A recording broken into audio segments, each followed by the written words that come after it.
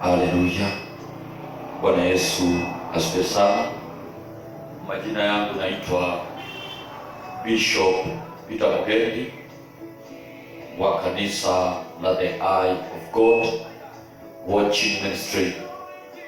Siku ya leo ningependa nikaweze kueletea unabii vile Mungu alikuwa ameongea kuhusu mwaka huu wa 2020 tulipokuwa tunaruka mwaka. Nataka nikaweze kueletea huu unabii katika YouTube ili tukaendelee kuomba, na tunaamini ya kwamba Mungu anaenda kutenda maajabu katika nchi yetu kwa jina la Yesu na pia kwa dunia mzima. Kwa sasa ningependa tukaweze kuomba ili tuwe na nafasi ya kusikia unabii. Baba Mungu mtakatifu wa watakatifu, Mungu mwenye nguvu, mwenye uwezo, asante kwa ajili ya nafasi hii umenipatia ili nikaweze kutoa unabii. Bwana Mfalme Jehova, kama vile Bwana ulinena nasi 2019 tarehe 31 tulipokuwa tunaruka mwaka, uliweza kutunenea, na wakati huu kuna watu wengi hawakuweza Bwana kuona huu unabii katika Facebook. Wanapoenda kuona katika Bwana mabwana YouTube, wacha wabarikiwe na wainuliwe, na wakaweze kuwapatia mzigo wa kuomba katika jina la Yesu. Achilia kibali, achilia nguvu zako, Mungu unastahili. Kwa jina safi la Yesu Kristo tumeomba na tumeamini, amen. Nataka sasa tukaweze kusikia unabii wa 2020. Kumbuka Mungu aliongea tulipokuwa tunavuka mwaka, na ni mambo mengi Mungu aliweza kuongea. Mengi yametimia na yale bado hayajatimia tunaamini ya kwamba yanaenda kutimia. Yale mabaya tukatae na yale mazuri tukaweze kuyakubali. Wacha tukaweze kusikia unabii. Unabii wa 2020 umetoka katika kitabu cha Mathayo 24. Maana kila unabii lazima upimwe na maandiko. Kila unabii lazima upimwe na maandiko. Kwa hivyo unabii unatoka katika kitabu kile cha Mathayo mtakatifu 24, kuanzia mstari wa kwanza uende usome yote. Jambo la kwanza, Mungu akatuambia mwaka huu wa 2020, the year 2020 will be the year of church persecution. Yani katika mwaka huu wa 2020 kanisa litapitia mazito. Ndiposa unaweza kuona wengi mliona yale mambo kanisa lilipitia. Ni mambo Mungu alikuwa amezungumza kwamba mwaka huu kanisa litapitia mambo mazito sana. Number 1A, the church of God will be persecuted. Yani kanisa la Mungu litapitia mateso mengi, na uliweza kuona vile mwaka huu kanisa, hata sasa kanisa unaona tu tunaendelea tu kung'ang'ana, na tunaamini kwamba Mungu atatenda. Number 1A, wachungaji wengi watapitia mambo mazito sana. Mungu alikuwa amesema kwamba katika mwaka huu wa 2020 wachungaji wengi watapitia mambo mazito sana. B, wengine watajipata kwa magereza. Tuombe sana. Mungu vile vile alikuwa amezungumza, akasema kwamba kuna wachungaji watajipata kwa magereza. Tuombe sana. Kwa hivyo vile mliona yule mchungaji pale Tanzania akipitia kwa gereza, ni mambo Mungu alikuwa amezungumza. Number 2, unabii number 2, watu watakuwa wa kujipenda na kupenda pesa sana. Mungu akazungumza akasema kwamba mwaka huu wa 2020 ni mwaka ambao watu watakuwa wakijipenda na kupenda pesa sana. Kwa hivyo kile mambo unaona ikishuhudiwa, hiyo mambo yote Mungu alikuwa amezungumza wakati tulikuwa tunaruka mwaka. Number 2A, wengine wataua watu wa jamii kwa ajili ya kutaka kutajirika haraka. Kwa hivyo Mungu alikuwa amezungumza akasema kwamba Watu wengi wataua watu wa jamii kwa ajili ya kutaka kutajirika haraka. Mliona upande wa wastani kule, mtu akiwa amesema ya kwamba mama yake amekufa ingawaje yako hai. Hii ni mambo ambayo Mungu alikuwa amezungumza. Kwa hivyo wapendwa, tuendelee kuomba na ushindi utapatikana katika jina la Yesu. Umeona sehemu nyingi mambo kama hii ikitendeka, ni mambo Mungu alikuwa ameongea. Na wakati kama mwezi wa 8, wakati niko karibu kumaliza maombi yangu ya siku 200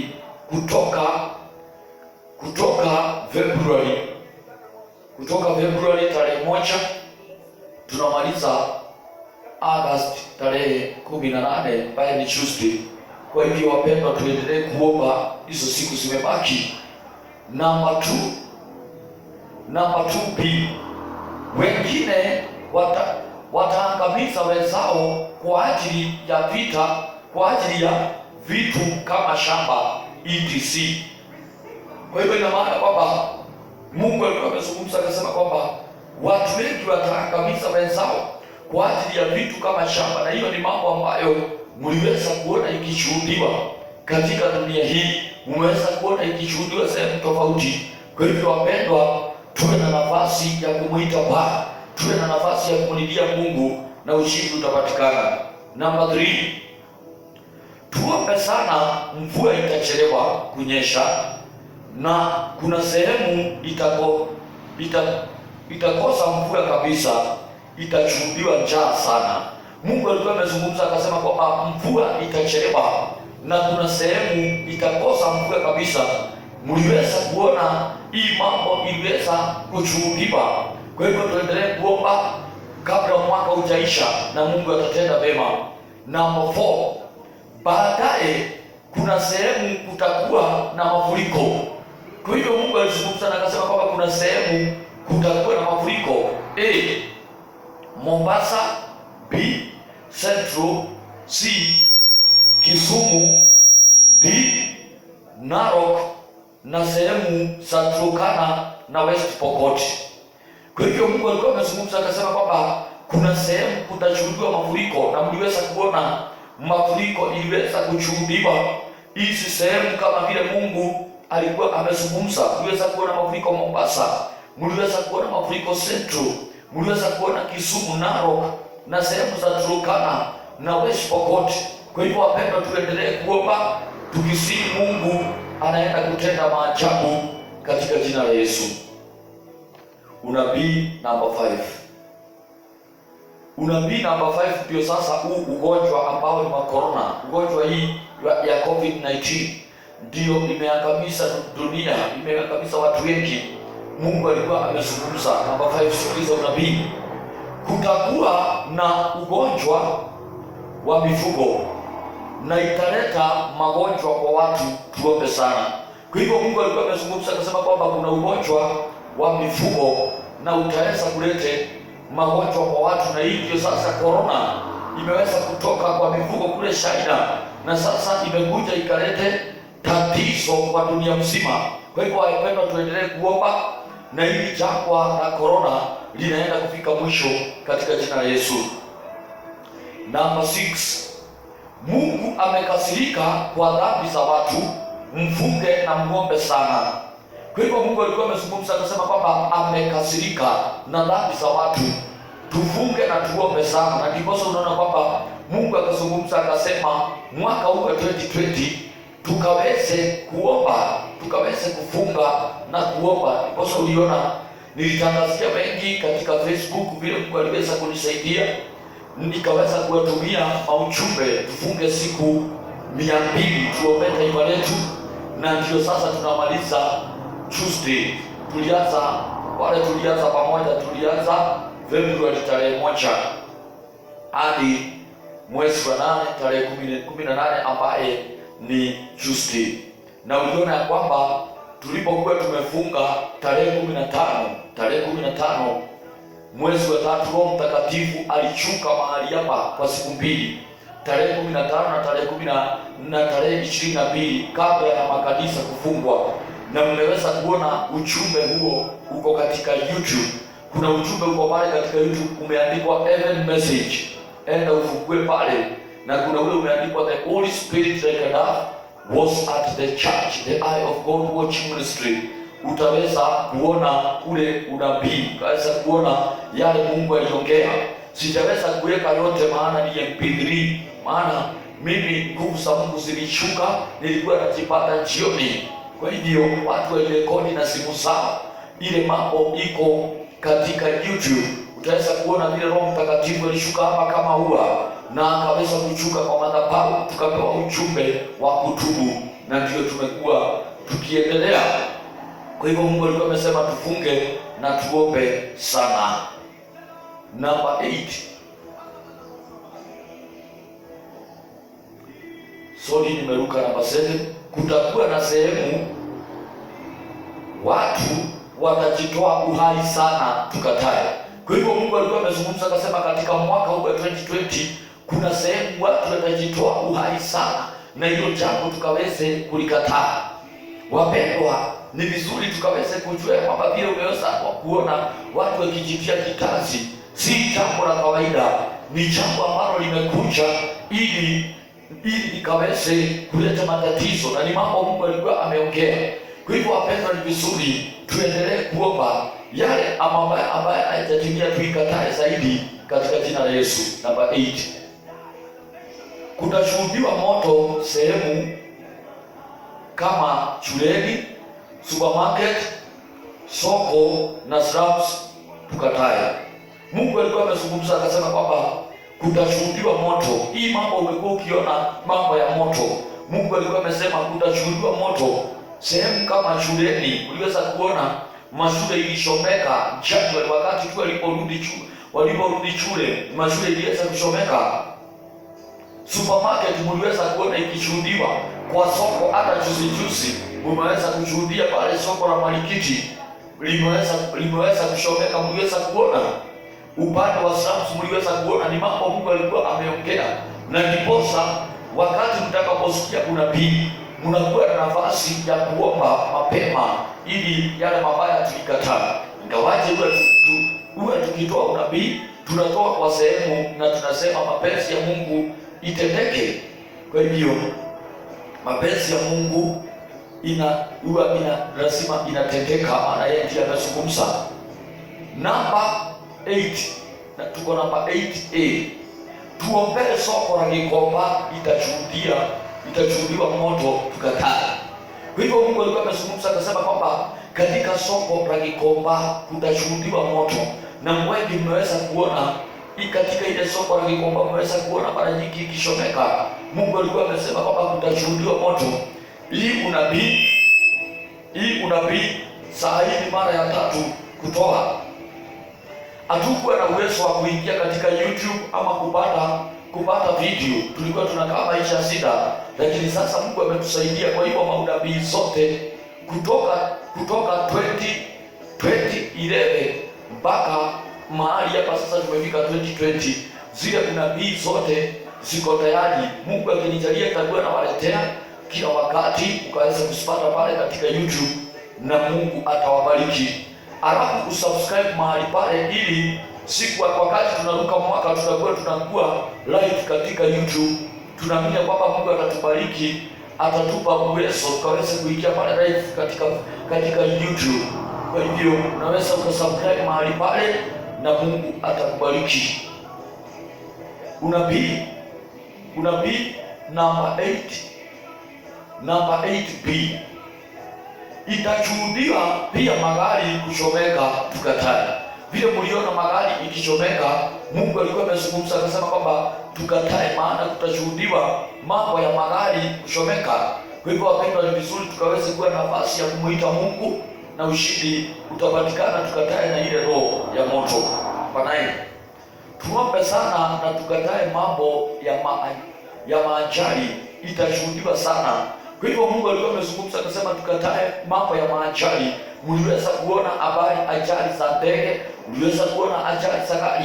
Ni Mungu alikuwa amesema tukatae ile mambo ya maajali, na tuendelee kuomba, maana mwaka haujaisha mpaka Disemba 31 ndio mwaka utaisha. Kwa hivyo wapendwa, tuendelee kuomba na tukataana na yale mabaya katika jina la Yesu.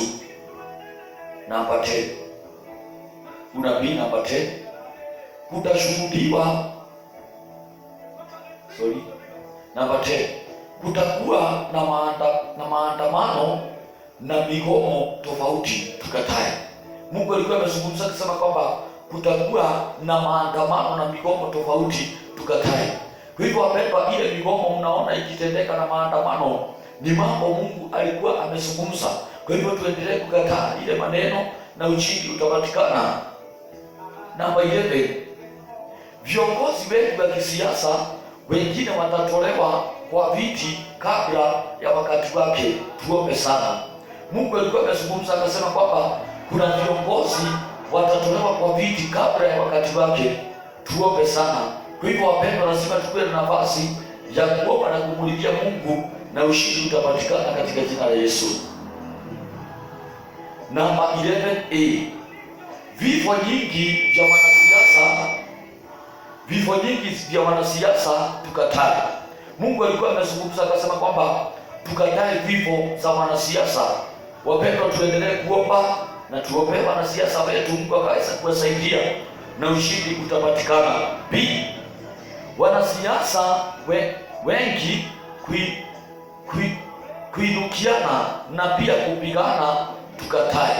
Kwa hivyo Mungu alikuwa amesema kwamba tukatae wanasiasa wengi kuinukiana. Mliweza kuona mwaka huu wengi wamekuwa wakiinukiana, na tuendelee kuomba tukatae na hilo katika jina la Yesu na ushindi utapatikana. Namba 12, unabii namba 12, uchumi itaonekana kama iko sawa kwa muda wa miezi 4, kisha itakuwa juu sana. Kwa hivyo Mungu alikuwa amezungumza akasema uchumi, yani maisha itaonekana ni mzuri kwa miezi 4 peke yake. Kutoka mahali pale mambo itaenda juu. Mliweza kuona January, February, March, April mambo ilianza kuharibika kwa sosifiwe. Maana ndio March corona iliingia, sasa tatizo likaingia, ikaendelea mpaka hata sasa tunaendelea kupigana nayo.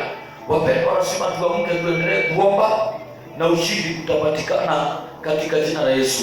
Namba 13, kuna nchi tofauti watu watafukuzwa. Tuombe isilete vita. Mungu alikuwa amezungumza akasema kuna nchi tofauti watu watafukuzwa. Tuombe isilete vita. Kwa hivyo tuendelee kuomba wapendwa, na ushindi utapatikana katika jina la Yesu. Unabii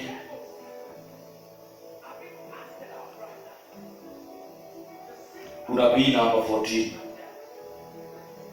unabii namba 14, mwaka huu tuombe sana na tufunge sana kama kanisa la Kristo Yesu.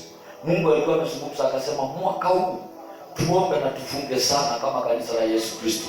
Na ndiposa ulikuwa unaona kila wakati nilikuwa nawatumia ujumbe na waambia wapendwa, tufunge na tuombe, tumulikie Mungu, ushindi utapatikana. Na sasa Mungu anaendelea kutenda mema. Kwa hivyo tuendelee kuomba, tuendelee kumuita Mungu na ushindi utapatikana katika jina la Yesu. Namba 15, kanisa isimame na utakatifu, asema Bwana wa majeshi. Mungu alikuwa amezungumza akasema kwamba kanisa isimame na utakatifu, asema Bwana wa majeshi. Wapendwa, lazima kanisa isimame, iendelee kusimama hata wakati huu. Hata kama wewe umezidi miaka 65 huwezi kuja kanisani, wewe simama na utakatifu. Ukiwa pale nyumbani, tembea na utakatifu, maana lazima kanisa lisimame ili ushindi upatikane katika jina la Yesu.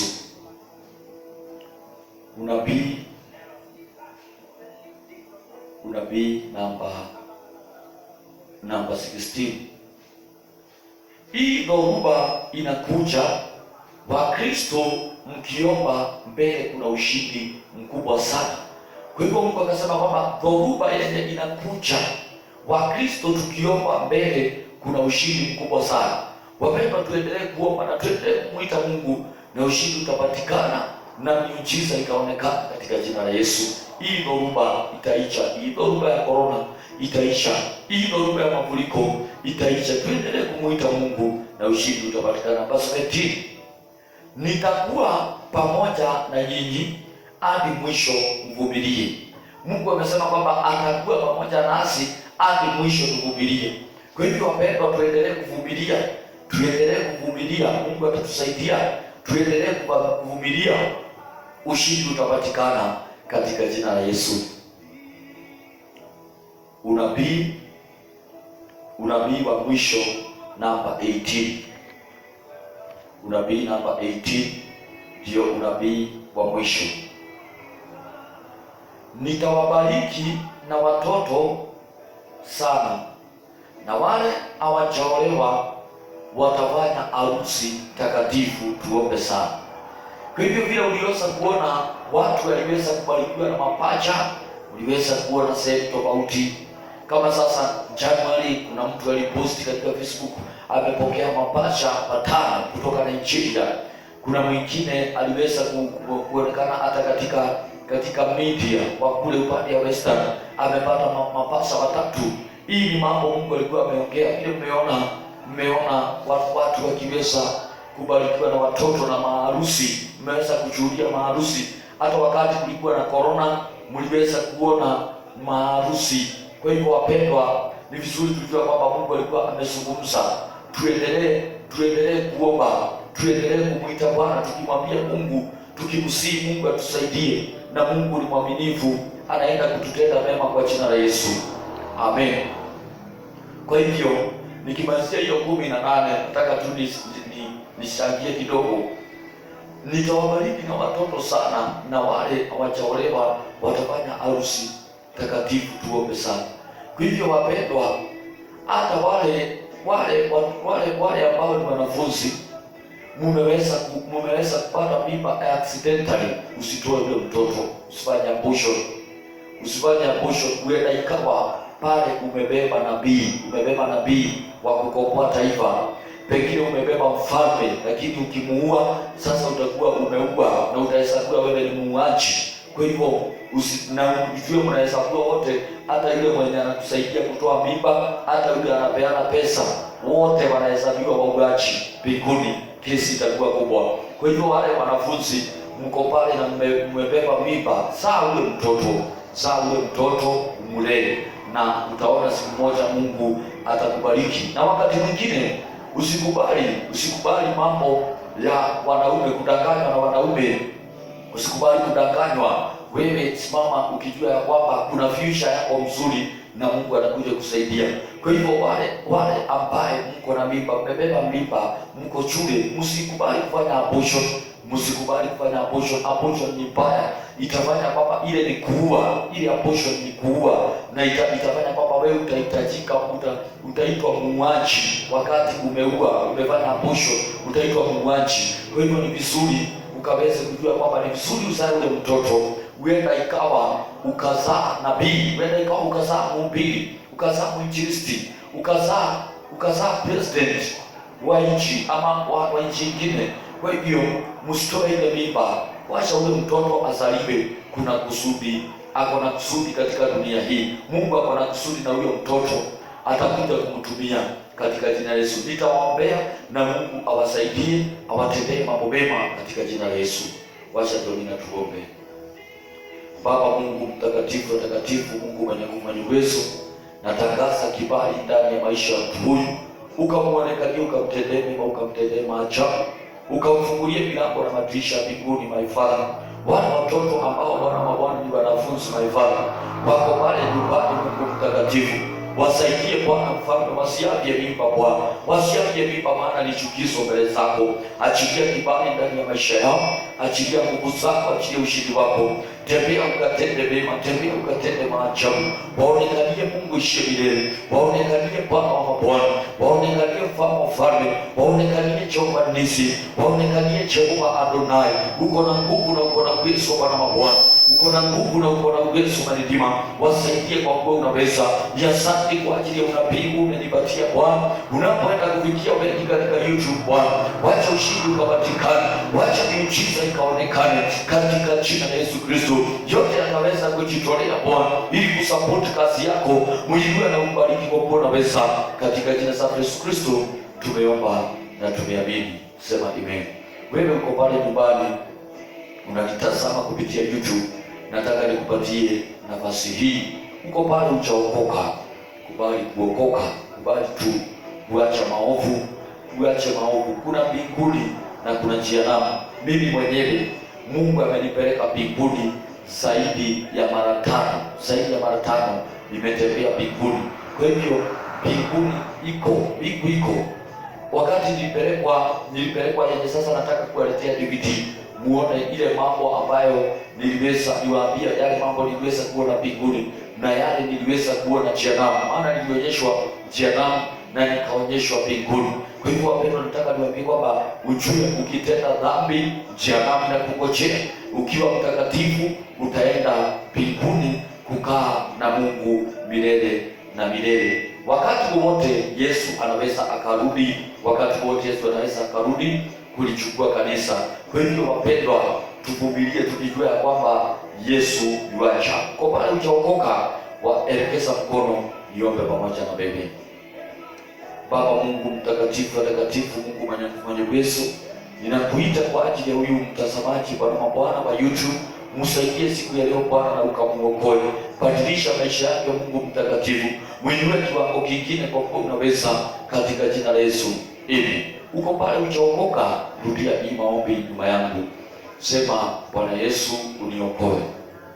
Nisamehe dhambi na makosa. Futa majina yangu kwenye vitabu vya mauti.